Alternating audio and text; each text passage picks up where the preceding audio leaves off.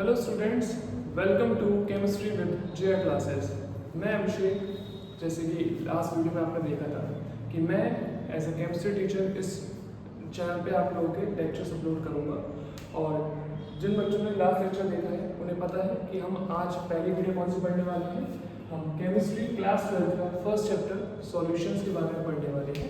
और सॉल्यूशन के अंदर भी हम फर्स्ट टॉपिक जो पढ़ने वाले हैं उसका नाम है कंसंट्रेशन टर्म्स। हालांकि ये जो टॉपिक है ये कुछ हम 11th में भी पढ़ते हैं बट 12th में दोबारा रिपीट होता है। कंसंट्रेशन टर्म्स हम कौन कौन सी पढ़ते हैं specifically for this chapter?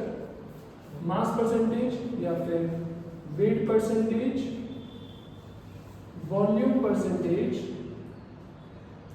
Mass by या फिर weight by volume percentage, weight by volume percentage, parts per million, mole fraction, molarity denoted by capital M, molarity denoted by small m, normality denoted by capital N, and last but not the least, relation between molarity and normality। इतनी concentration terms हम इस video में और इसकी second video में cover करेंगे। तो most probably इस वीडियो में हम कवर करेंगे these terms and rest of the videos में हम कवर करेंगे इन टर्म्स को। अब जैसे कि हम फर्स्ट टर्म की बात करें यहाँ पे, तो फर्स्ट टर्म यहाँ पे कौन सी है हमारी? Wait percentage. वेट परसेंटेज या मास परसेंटेज होता क्या है? केमिस्ट्री में हम वेट और मास को नियरली सेम मानते हैं क्योंकि ग्रेविटी का इन्फ्लुएंस यहाँ पे केमिस्ट्री में इतना होता नहीं है, फिर इसमें ज़्यादा माना जाता है। तो weight percentage and mass percentage होता क्या है? वेट परसेंटेज होता है when we compare mass of one component, when we compare mass of one component to the total mass of the system। Wait percentage में हम क्या पता करते हैं? Mass of one component divided by total mass of the system. Percentage है तो 100 का यहाँ पे मल्टीप्लिकेशन हो जाता है। सिंपल फॉर्मूला है mass of one component divided by total mass of the system. ठीक है, इस चैप्टर में हम बात करते हैं सिर्फ इसकी बाइनरी सॉल्यूशन की बात करते हैं। Binary solution means a solution which has only two component, a solute and a solvent।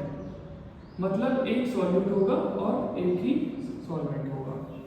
तो इसके अकॉर्डिंग अगर देखा जाए, अगर सॉल्यूट को मैं यहाँ पे A मान रहा हूँ और सॉल्वेंट को B मान रहा हूँ, तो सॉल्यूट की परसेंटेज का फॉर्मूला क्या बन जाएगा? यहाँ पे सॉल्यूट की परसेंटेज का फॉर्मूला बन जाएगा mass of A divided by mass of A plus mass of B multiply by 100। ये हो जाएगा आपका मास परसेंटेज का फॉर्मूला। ठीक है। हाँ, इसके बाद सेकंड क्वांटिटी हम कर रहे हैं कौन सी? Volume percentage.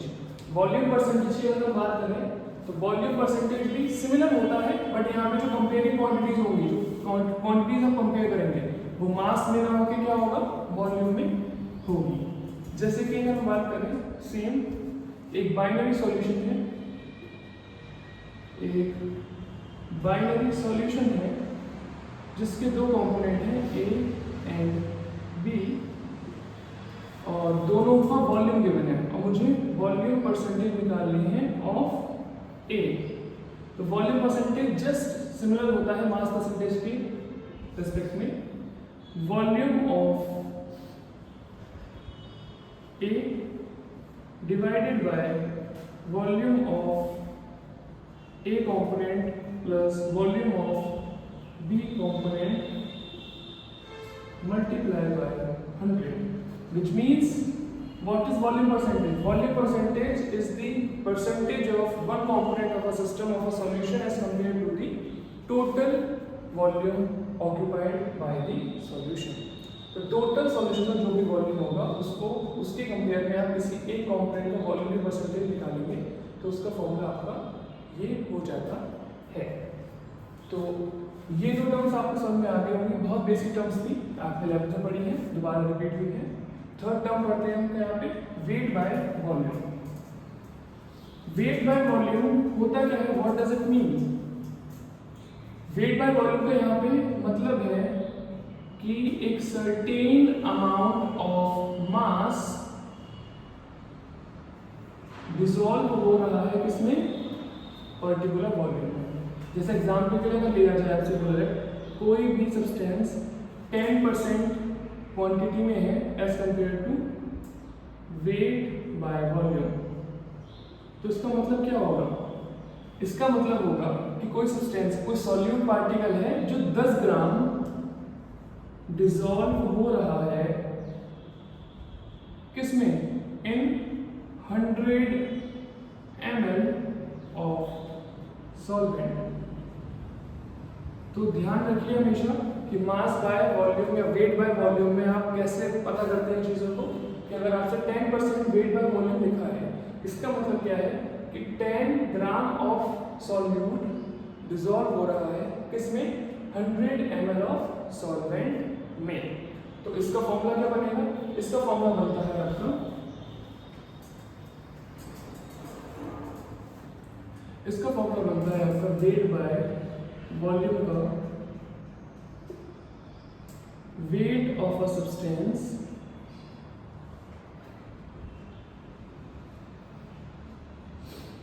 Divided by volume of the solvent multiplied by 100। ये आपका बन गया है क्या, formula of weight by volume. तो अब तक हमने तीन चीजें पढ़ी, हमने वेट परसेंटेज पढ़ा, हमने वॉल्यूम परसेंटेज पढ़ा और हमने पढ़ा wait by volume percentage. Last पढ़ते हैं पीपीएम, उसके बाद इनका सिग्निफिकेंस हम पता करेंगे कहाँ कौन सी क्वांटिटी यूज होती है। लास्ट क्वांटिटी कौन सी है हमारी, parts per million. What is the full form of ppm, parts per million. Parts per million.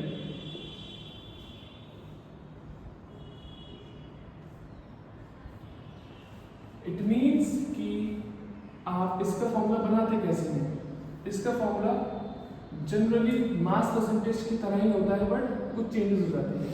जैसे पीपीएम का फॉर्मूला बनाना है आपको, तो आप मास के टर्म्स में कैसे बनाएंगे, मास ऑफ वन कंपोनेंट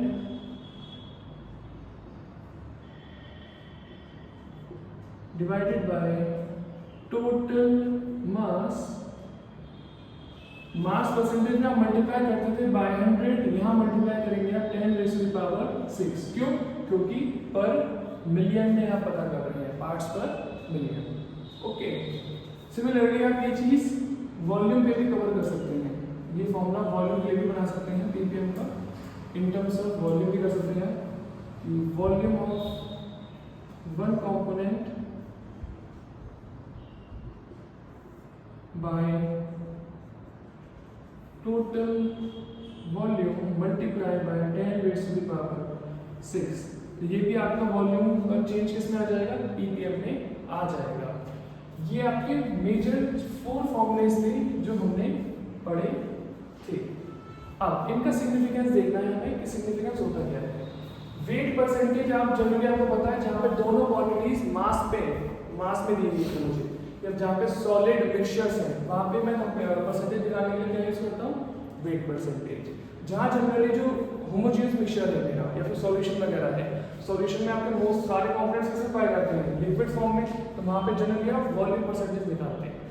अगर हम बात करें वेट बाय वॉल्यूम की, तो जनरली कहाँ पर देखा होगा, ये हमने देखा है किसमें, शुगर सॉल्यूशन में, जहाँ पे सॉलिड मिक्स हो रहा है लिक्विड के अंदर। शुगर सॉल्यूशन में देखा है आपने कि कितने पानी के अंदर कितनी चीनी मिलाई जाएगी, कितने पानी के अंदर कितना नमक मिलाया जाएगा। तो वहाँ पे आप वेट वॉल्यूम के कंपेयर में चेक करते हो कितना वेट हम यहाँ पे मिक्स करें। सिमिलरली जब हम मेडिसिन लेते हैं तो मेडिसिन में आप देखोगे छोटा बच्चे के लिए जो मेडिसिन होती है वो अलग होती है, जिसको हम mg में मेजर करते हैं। क्यों?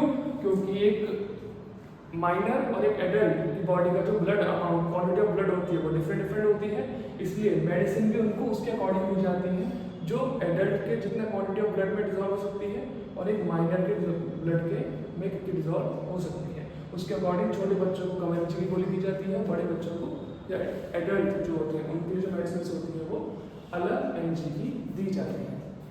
मैं आशा करता हूँ कि आपको ये 4 क्वांटिटी समझ में आई होगी। नेक्स्ट वीडियो में हम इसके आगे फर्दर कंटिन्यू करेंगे। Till then stay updated and take care to all of you.